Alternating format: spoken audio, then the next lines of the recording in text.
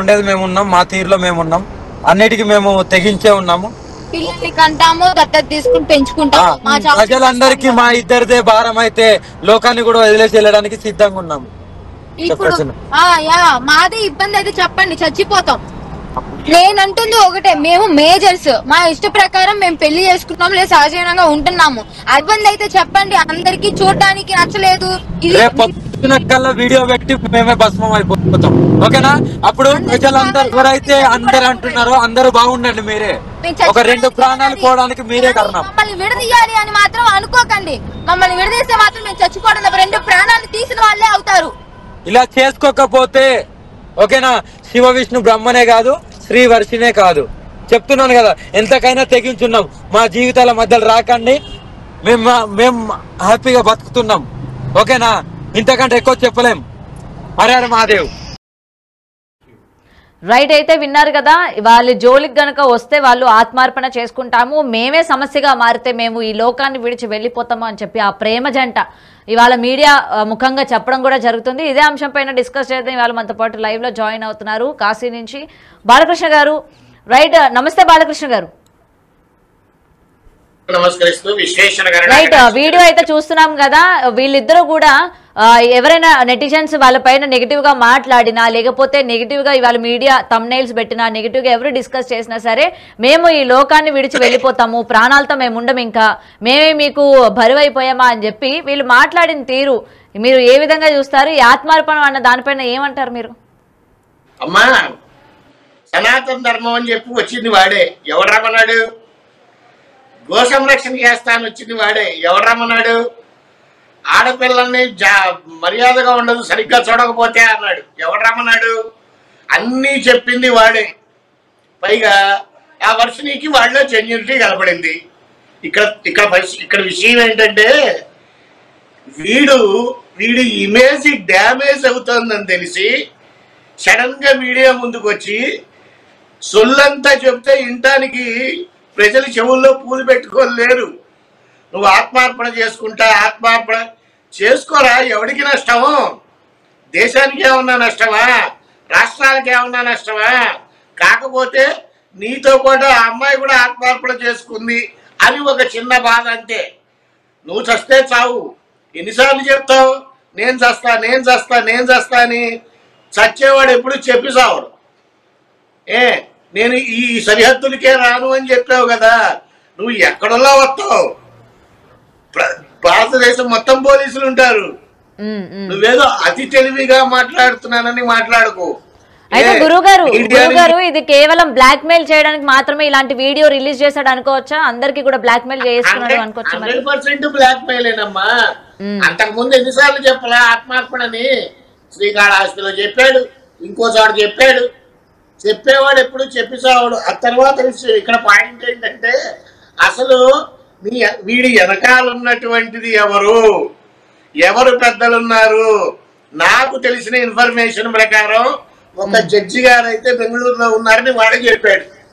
ఇంకో జడ్జి గారు కూడా ఉన్నారని నా అనుమానం. నువ్వు చస్తా ఎవరిని బెదిరిస్తావురా గాలిముండా కొడక? తమాషాలు ఆడుతున్నావా? ఇటువైపు రావా? కేదార్నాథ్ లో ఉంటావా?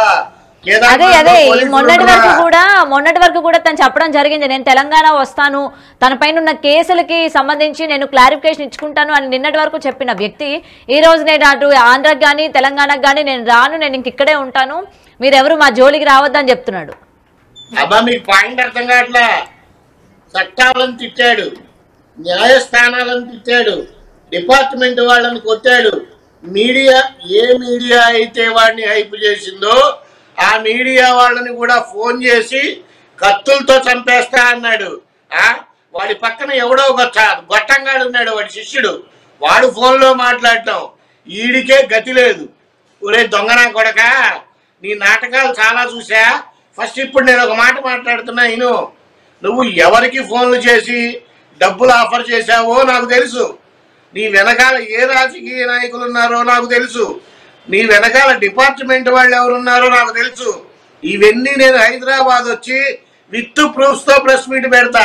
పిచ్చ పిచ్చ వేషాలు మొత్తం కూడా వేసామంటే గురుగారు అంటే మీరు మొత్తం కూడా సేకరిస్తున్నారా వివరాలన్నీ? అంటే ఏ పొలిటీషియన్ ఉన్నాడు, లేకపోతే డిపార్ట్మెంట్ లో ఎవరు ఉన్నారు అని చెప్పి, ఇటు లాయర్స్ కానీ లేకపోతే జడ్జిలు కానీ ఎవరెవరు ఉన్నారు అని చెప్పి ఇప్పుడు మొత్తం కూడా దానికి సంబంధించిన ఇన్ఫర్మేషన్ అంతా కూడా మీరు గ్యాదర్ చేస్తున్నారా? మొత్తం ఇన్ఫర్మేషన్ గ్యాదర్ చేస్తున్నాను. ఆల్మోస్ట్ 60% ఇన్ఫర్మేషన్ వచ్చేసింది. ఇప్పుడైతే నేను రివీల్ చేయదలుచుకోలేదు, మీడియా ముందుకి కూడా రాను. ఇవన్నీ డైరెక్ట్ గా ముఖ్యమంత్రి గారికి అందజేస్తాను. తర్వాత మీడియాకు వస్తా. ముందరే మీడియాకు వస్తే ఈ ముండా కొడుకు వేసే నాటకాలు ఏంటో నాకు బాగా తెలుసు. ఇక్కడ పాయింట్ అది కాదమ్మా. నేను ఒక మాట మాట్లాడతాను, దయచేసి మధ్యలో డిస్టర్బ్ చేయొద్దు. విశాఖపట్నంలో ఒక గురువు ఉన్నాడు. ఆయన గురువు అని నేను అనను, ఆయన పేరు యోగి ప్రభాకర్. యోగి ప్రభాకర్ గారు గతంలో కూడా మాట్లాడారు కదండి. గతంలో ఈయనకి బట్టలు కప్పడం కావచ్చు అన్ని అతను గురువు అని చెప్పాడు కదా. ఒక్క నిమిషం తల్లి. ఈ యోగి ప్రభాకర్ గారు వీడిని తీసుకెళ్లి బట్టలు కప్పి వీడు అఘోరావాడు, వీడు తోపు తురుము, వీడంత గొప్పవాడు లేడు అని మీడియాకి చెప్తే ప్రస్తుతం చిన్న చిన్న సాధనలు చేసుకునే వాళ్ళు ఏ స్థితిలో ఉంటారో ఆలోచించండి. ఆయన చెప్పిన దానికి నమ్మి ఈ ముండా కొడుకు దగ్గరికి వెళ్తే వీడికి ఏమొచ్చు? ఒక పాయింట్. 2, అదే యోగి ప్రభాకర్ గారు హిమాలయాల్లో గురువులందరూ కలిసి మీటింగ్ పెట్టుకున్నాం, ఇంకా నయం హిమాలయాల్లో పెట్టుకున్నాం అన్నాడు, మేఘాల్లో పెట్టుకున్నాం అలా మీటింగ్. తల్లిదండ్రుల అనుమతి లేకుండా ఎవరిని తీసుకురాకూడదు అని కొత్త విషయాన్ని, ఓ గొప్ప విషయాన్ని కనిపెట్టినట్టు చెప్పాడు. తల్లిదండ్రుల అనుమతి లేకుండా ఏ పని చెయ్యకూడదని నువ్వు చెప్పేదేంటి? భగవంతుడే చెప్పాడు. ఏం సందేశం ఇస్తున్నారు? ఇకపోతే వాడొకడు ఉన్నాడు అక్కడ, రాజేష్ నేమగోర. ఆయన క్లిప్పింగ్ చూసా నేను. డ్యాన్సులు వేయటం, సిగరెట్లు తాగటం. అఘోరాలు డ్యాన్సులు వేస్తారా?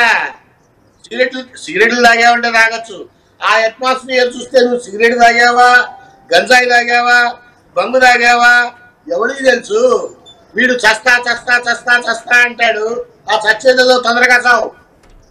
ఈ మీడియాకి పెట్టిన దరిద్రం వదిలిపోతుంది. అసలు ఇంకా విచిత్రం, సంవత్సరం నుంచి రాష్ట్రంలో ఏం జరుగుతోంది? ఒక ఎమ్మెల్యే ఇలా మాట్లాడాడు, ఒక ఎంపీ ఇలా మాట్లాడాడు, ఒక ముఖ్యమంత్రి గారు ఇలా సందేశం ఇచ్చాడు అనే న్యూస్ ఒక్కటి ఉందా? పైగా సీఎం రేవంత్ రెడ్డి గారు నా బూతులు తిడతావా? నువ్వెంత, నీ బతుకెంతరా? నేను ఫస్ట్ నుంచి నీ గురించి చెప్తూనే ఉన్నా. నిన్న మీరు ఒక వీడియో కనుక చూసినట్లయితే ఇటు సీఎం రేవంత్ రెడ్డినే కాకుండా అంబేద్కర్ గారిని కూడా తిట్టడం మీరు విన్నారో లేదో చూడాలి మరి ఒకసారి. అంబేద్కర్ గారిని తిట్టడం కూడా విన్నా. అంబేద్కర్ గారిని తిడతాడు, సీఎం గారిని తిడతాడు, వాడి ఇష్టం వచ్చినట్టు చేస్తాడు. వాడి ఉద్దేశం ఏంటంటే నేను అఘోర బట్టల్లో